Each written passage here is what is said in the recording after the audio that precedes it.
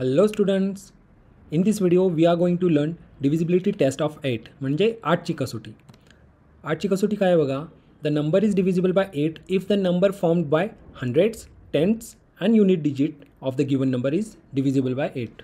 म्हणजे काय, तर ती संख्या कितीही मोठी असू दे त्याचा 100, 10th आणि युनिट डिजिट बघायचा.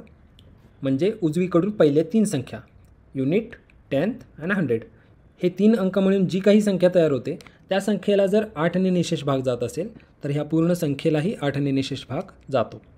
इथे बघा 100, 10th आणि युनिट डिजिट मिळून कोणती संख्या तयार होते 352. 352ला 8ने डिवाइड होतं का.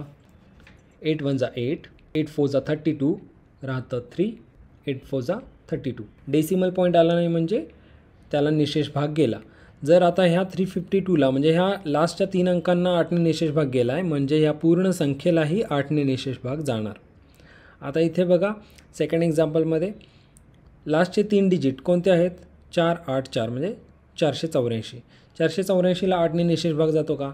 ह्या संख्येमध्ये 4 आणि 8च आहेत त्याला 8ने निशेष भाग जातो का बघायचं आहे. जातो का.